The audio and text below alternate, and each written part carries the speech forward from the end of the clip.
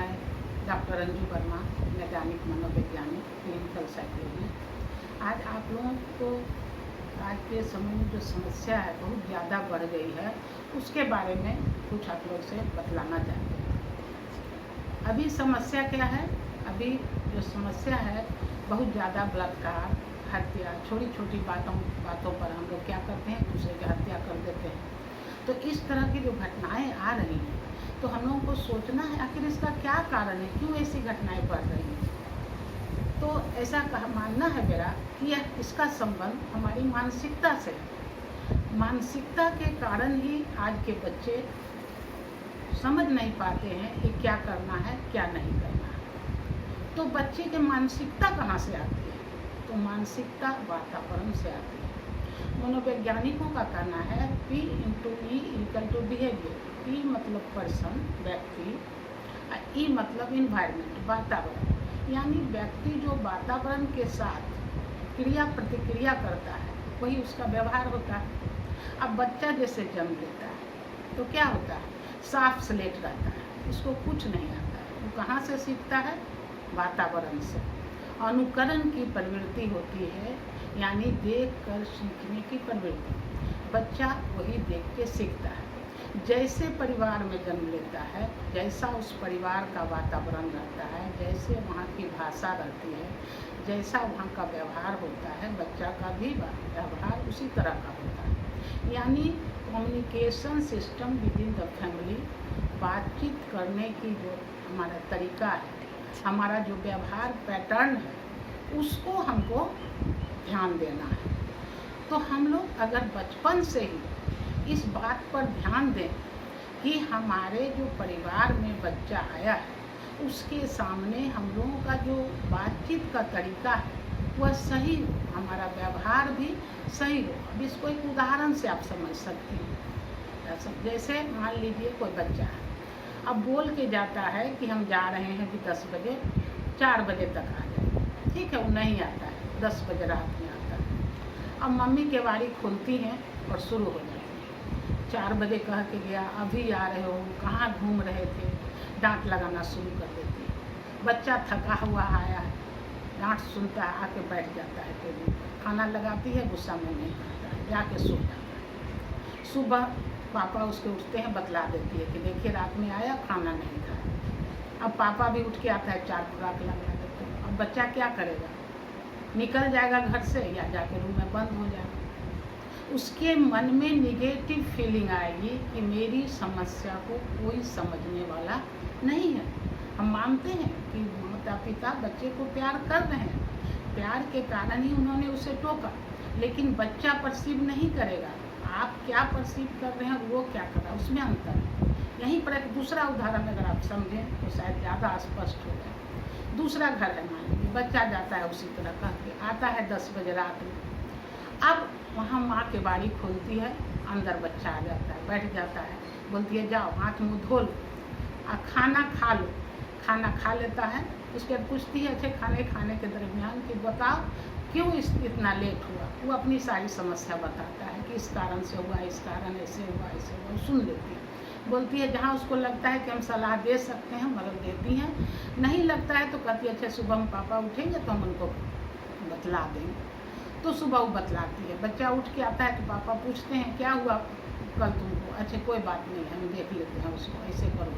तो बच्चा क्या होता है, रिलैक्स हो जाता है कि कोई है मेरा सुनने वाला, मेरे माता पिता मेरे साथ खड़े हैं, और उसका पॉजिटिव एटीट्यूड्स हो जाता है इन्वायरमेंट के प्रति, अपने वातावरण के प्रति, अपने माता पिता के प्रति। तो इस बात का हम लोगों को ख्याल रखना है। बच्चा कोई भी गलती करता है तो पहले समझने की कोशिश कीजिए कि ऐसा क्यों किया, क्या कारण हो सकता है, और तब उसे दंडित या रिवार्ड दें। यानी कहने का मतलब है कि जो आप दंड देते हैं बच्चे को या पुरस्कार देते हैं, पुरस्कार दंड का मतलब ये नहीं होता है कि सिर्फ गिफ्ट देना।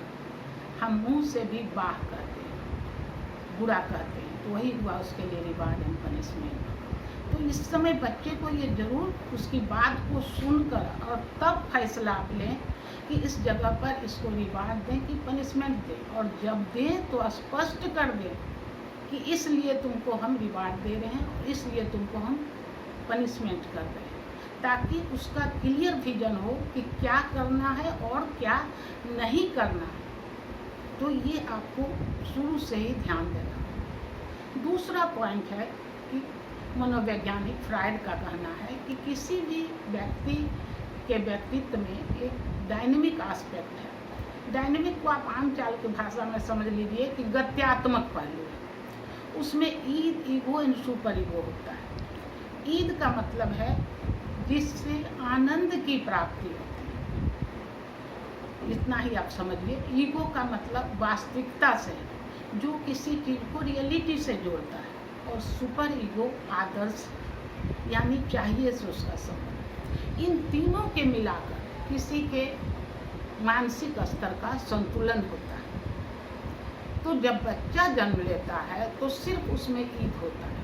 आप देखते होंगे कि जब बच्चा जन्म लेता है तो उसको कुछ पता नहीं है। जब उसको भूख लगेगी रोना शुरू कर देगा, चाहे रात हो, दिन हो, सुबह हो, शाम हो, उसको कोई पता नहीं कि कौन कहाँ है। बाथरूम लगा कर देगा, कोई भी चीज़ उसको इच्छा उत्पन्न होती है वो शुरू कर देता है। उसको टाइम का ज्ञान है। जैसे जैसे बच्चा बड़ा होता है, हम लोग क्या करते हैं, माता पिता क्या करते हैं, उसको सिखलाया जाता है कि देखो अभी रात है, अभी भोजन नहीं करना, अभी दोपहर है, अभी शाम है। तो धीरे धीरे बच्चा वास्तविकता से जुड़ता है। जैसे जैसे वास्तविकता से जुड़ता है उसका ईद कमज़ोर होता है, ईगो मजबूत होने लगता है। अब जब बच्चा थोड़ा और बड़ा होता है तो हम लोग क्या करते हैं, उसको चाहिए सिखाने लगते हैं। देखो ऐसा करना चाहिए, ऐसा नहीं करना चाहिए। बच्चा बच्चों से नीचे खेलने जाता है, कहीं भी मैदान में, कहीं वहाँ नियम होते हैं खेल के। घर में भी कुछ नियम धीरे धीरे वो समझता है, तो उसमें चाहिए का विकास हो जाता है कि ऐसा करेंगे तो हम रहेंगे, नहीं करेंगे तो हम निकल जाएंगे खेल से। तो उसमें चाहिए का विकास हो जाता है, यानी सुपर ईगो का विकास हो जाता है। तो ध्यान हम लोग को पालन पोषण में देना है कि मेरे बच्चे में ईद तो था, उसको हम धीरे धीरे ईगो और सुपर ईगो का विकास हो, उसमें हो रहा है कि नहीं हो रहा। इसका कारण समझिए, क्योंकि अगर किसी कारणवश ईगो और सुपर ईगो कमज़ोर रह जाता है, बच्चा में ईद मजबूत हो गया, तो वो क्या करेगा, जैसे ही इच्छा उत्पन्न होगी उसको पूरा करना चाहेगा। एनी हाउ, ना उस समय देखेगा, ना परिस्थिति देखेगा, कुछ भी नहीं देखेगा। तो हम लोगों को इसके लिए क्या करना होगा, माता पिता को क्या करना है, सबसे पहले उसको वेट करना सिखाइए। किसी भी इच्छा को उत्पन्न जब होता है उसको वास्तविकता से जोड़िए कि देखो अभी ये कारण है, अभी ये नहीं कर सकते, तुम थोड़ा रुको। तो धीरे धीरे बच्चे में आएगा, वेट करने की प्रवृत्ति आएगी, रुकने की उसमें आ जाएगी, पेशेंस उसमें आएगा किसी चीज़ के लिए। तो जब भी उसमें इच्छा उत्पन्न होगी तो पहले वह वास्तविकता से जोड़ेगा कि ये काम अभी करना ठीक है या नहीं है। फिर उसको चाहिए से लगाएगा, करना चाहिए या नहीं करना चाहिए, अभी सही समय है या नहीं है, सही जगह है या नहीं। तो किसी भी व्यवहार को करने के पहले जब वो तौलने लगेगा तो ऑटोमेटिक वो गलत काम नहीं कर पाएगा, कभी भी वो गलत काम नहीं करेगा। तो यहाँ पर आपको ईद एवं सुपर ईगो मोटा मोटी समझ लीजिए कि उसको वास्तविकता से जोड़ना है, उसको आदर्श से जोड़ना है। भले जितना ही सीखे, बात से कोई बैठा के आप नहीं कर सकते हैं। जब भी आप बात करते हैं, जैसे हमने अभी उदाहरण दिया कि मान लीजिए बच्चा मांगता है एक ड्रेस, आप बोलती हैं अभी रुक जाओ, अभी पैसा नहीं है, 1 तारीख होगा तो तुमको ला के देंगे, या 5 दिन रुक जाओ, ये वजह है, ये कर लेते हैं, उसके बाद तुम्हारा कर देंगे। तो बच्चे वेट करता है 5 दिन बहुत ज़ोर शोर से कि अरे 5वां दिन होगा तो देगी। तो इस तरह धीरे धीरे करके हर जगह उसको पैसा मांगता है, मान लीजिए 200 रुपया दो, आप कहती हैं अभी नहीं दे पाएंगे, अभी 10 रुपया ले लो, 20 रुपया ले लो, दूसरे दिन देंगे। तो बच्चा मन को मारना सीखता है। तो ये जब होगा उसमें, तो आगे चल के बड़ा जब होगा, अब कोई इच्छा उसको एकाएक उत्पन्न होती है तो वह सोचेगा कि अभी करें या नहीं करें, करना चाहिए या नहीं चाहिए, तो वो अपने पर रोक लगाएगा। तो ये जो रेप की घटना होती है, ये हत्या की घटना होती है, ये इस तरह का द्वेष में जो बच्चा एक दूसरे को गोली मार देता है, इन सब पर पाबंद लग सकता है, हम लगा सकते हैं।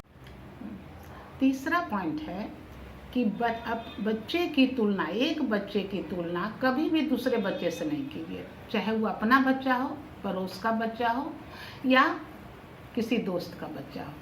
क्या होता है कि जब आप तुलना करते हैं तो बच्चे में एक कुंठा का भाव आता है, एक फ्रस्ट्रेशन का भाव आता है, क्योंकि बच्चा जो जन्म लेता है अपना अपना ट्रेड्स लेके लेता है। एक बच्चा दूसरे के बराबर नहीं होता है, यूनिक होता है बच्चा।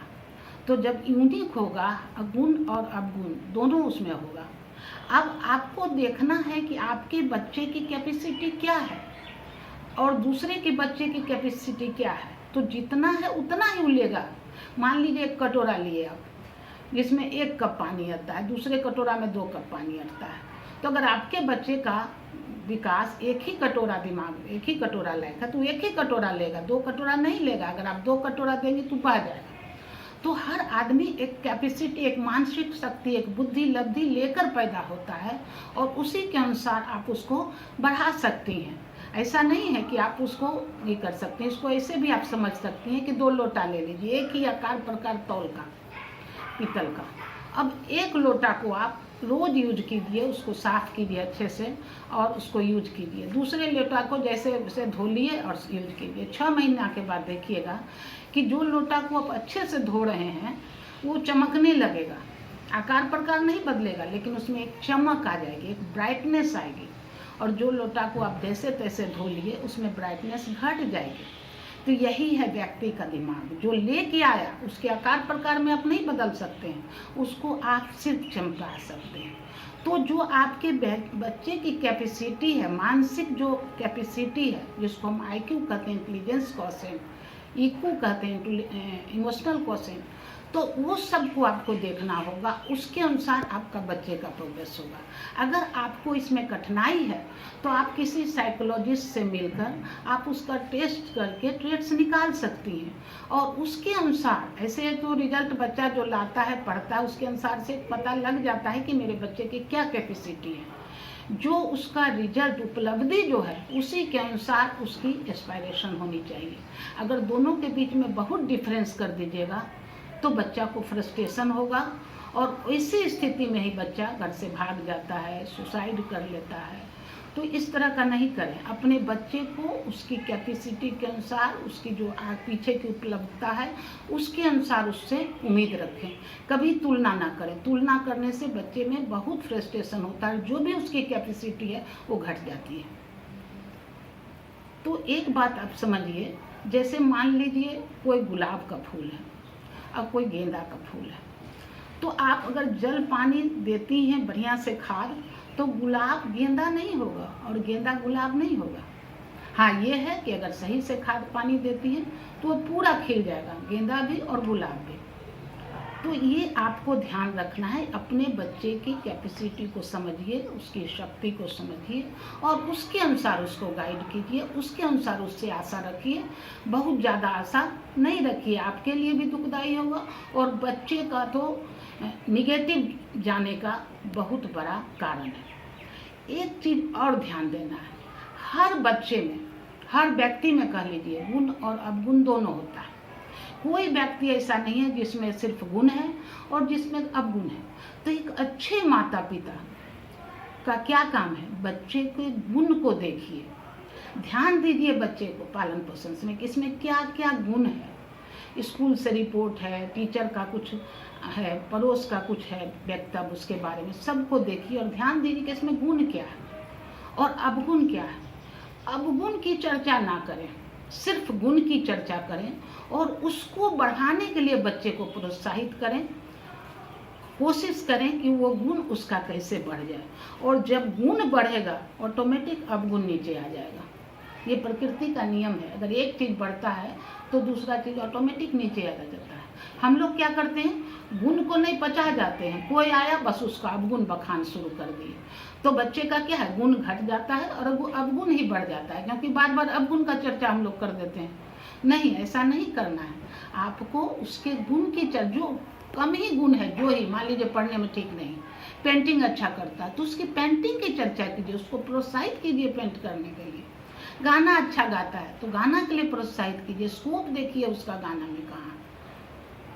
तो इस तरह बच्चे के गुण और अवगुण को देखकर उसके अनुसार लक्ष्य बनाइए और उसी के अनुसार उसको सेटिस्फाइड करने की कोशिश कीजिए और खुद भी आप सेटिस्फाइड होइए। ये एक बहुत बड़ा चौथा पॉइंट हुआ कि बच्चे के नैतिकता के विकास पर भी आपको ध्यान देना। जैसे मान लीजिए बच्चा है, कोई पड़ोसी के यहाँ से कुछ उठा के ले आया, तो मारना नहीं है, उसको समझाना है कि कभी भी दूसरे की चीज़ उठा के नहीं लाना चाहिए। तुम तो ऐसे ले आए लेकिन चोर कहलाओगे। बिना पूछे बिना मांगे कोई चीज़ नहीं लेना चाहिए। स्कूल से ही ले आए, कहने का मतलब है उस लाने में क्या उसको होगा, उसका क्या परिणाम होगा, ये बतलाइए। अगर नहीं बतलाते हैं तो आप छोड़ देती हैं कि अरे पेंसिल तो लाया है, लेकिन आगे वही क्रिया आगे बढ़ते चली जाएगी और एक दिन वह किसी का कोई भी चीज़ उठा लेगा। तो इसलिए इसको यहीं पर रोकना है। धीरे धीरे बच्चा समझने लगेगा कि दूसरे का चीज़ नहीं हमको लाना है। तो ये सब चीज़ आपको ध्यान रखना है। एक और बहुत सा कारण है, अभी सुसाइड की टेंडेंसी बहुत बढ़ गई है, तो इसको भी हम लोगों को बचपन से ही देखना है। फ्राइड ने, जैसे हमने कहा डायनेमिक एस्पेक्ट, वैसे ही आर्थिक पहलू इकोनॉमिकल एस्पेक्ट की भी चर्चा की है। उसमें दो चीज़ व्यक्ति में जन्मजात होता है, जीवन मूल प्रवृत्ति और मृत्यु मूल प्रवृत्ति। Life instinct and death instinct दोनों समान रूप से रहता है बच्चा। अब जब पालन पोषण होता है तो उसमें एक इंस्टिंक्ट मजबूत हो जाता है, एक मूल प्रवृत्ति मजबूत हो जाती है, कमजोर हो जाती है। मूल प्रवृत्ति का मतलब होता है जो बचपन से हो, उसी को मूल प्रवृत्ति या इंस्टिंक्ट कहते हैं। तो जीवन मूल प्रवृत्ति और मृत्यु मूल प्रवृत्ति में एक मजबूत हो जाता है। अगर मृत्यु मूल प्रवृत्ति मजबूत हो गई तो बच्चा छोटी छोटी बात पर सुसाइड करने के लिए तैयार हो जाएगा, अपने को नष्ट करने की कोशिश करेगा, अपने को तकलीफ देगा। और अगर जीवन मूल प्रवृत्ति मजबूत हो गई तो किसी भी हालत में वो जिएगा, संघर्ष करके जीतना चाहेगा, लेकिन सुसाइड नहीं करेगा। तो इस पर आपको ध्यान देगा। कैसे आप समझिएगा। अब मान लीजिए छोटा बच्चा है, कोई वजह से मान लीजिए कोई बहन है भाई है कुछ छीन लिया या आप ही कोई चीज़ नहीं दी तो उठा के अपने सर पर मार लिया, कोई चीज़ अपने को पटक लिया, अपने को कहीं कुछ घुसने का कोशिश किया, घर से भाग गया कि जान दे देंगे, तो समझिए कि इसकी मृत्यु मूल प्रवृत्ति मजबूत हो रही है। तो वहाँ पर उसको समझाइए। कैसे समझाइएगा, बैठा के नहीं। अब मान लीजिए आप टीवी में सीरियल देख रही हैं, आप पेपर पढ़ रही हैं, पड़ोस में ही कोई घटना हो गई, तो बचपन से ही बच्चे में ये सिखाइए कि जीवन बहुत मूल्य है, उसने क्यों इसी छोटी सी बात पर ऐसा कर लिया। ज़िंदगी दोबारा थोड़ी मिलती है, ज़िंदगी जो मिली है उसको जीना होता है। हर व्यक्ति को संघर्ष करना चाहिए और जीतने की कोशिश करना चाहिए। मरना क्या बहुत आसान तरीका है, जो जीत लेता है वही बाजीगर होता है। तो बच्चे को इस तरह हर घटना में, छोटे से जब भी घर में कोई तरह का वातावरण हो, पास हो, पड़ोस हो, टीवी हो, कहीं से भी, तो वहाँ पर इस तरह से आप बातचीत कीजिए आपस में कि बच्चा को जीवन का मूल्य समझ में आवे। और जब वह जीवन का मूल्य समझने लगेगा तो उसका जीवन मूल प्रवृत्ति का विकास मजबूत हो जाएगा और मृत्यु मूल प्रवृत्ति अपने आप घट जाएगी। तो वह बच्चा किसी भी हालत में सुसाइड नहीं करेगा, वो संघर्ष करेगा, चाहे जैसे भी करे, लेकिन वह मरेगा नहीं। तो ये आपको ध्यान रखना है। तो ये हो गया आपके कुछ पॉइंट जो हमने आपको बताया ध्यान देने के लिए। और आप जब ये चीज़ समझ ली हैं तो एक तरह से इसका ये समझिए कि देखिए, जिस तरह किसी भी मकान को बनाने के लिए उसका प्लिंथ बहुत मायने रखता है। अगर हमको ऊपर जितना ऊंचा बिल्डिंग मजबूत बनाना है उतना ज़्यादा हम मजबूत प्लिंथ देते हैं। तो उसी तरह बच्चे का जो 5 साल है, बच्चे का जो विकास है, चाइल्ड रियरिंग प्रैक्टिस है, वो जितने अच्छे ढंग से होगा, बच्चा का आगे चल के व्यक्तित्व उतना ही अच्छा, उतना ही प्रभावशाली होगा। तो बचपन से ही हमको इन सब पॉइंटों पर ध्यान देना है। अगर इन सब पॉइंट पर हम ध्यान देते हैं और बात में मैंने सबसे पहले खुल के आपको बात करना सीखना है। और आपस में जब भी बात करें, कोई भी समस्या आवे तो पॉजिटिव रूप से उस चीज़ को लेने की कोशिश करें, ताकि बच्चा जो है वो सुने और उसको पॉजिटिवली वह भी सीखे करना। तो आगे चल के आपके बच्चे के व्यक्तित्व में कहीं कोई कमी नहीं रह जाएगी। ठीक है, धन्यवाद। अगर आपको किसी तरह का कोई इसमें समस्या नज़र आवे, कुछ आप और भी जानना चाहें, कहीं पर कोई दिक्कत महसूस हो, तो आप मेरे बॉक्स में जाकर कमेंट कर सकती हैं। और अगर पसंद आया हो तो इसे सब्सक्राइब करें, लाइक करें और शेयर कर सकते हैं। धन्यवाद।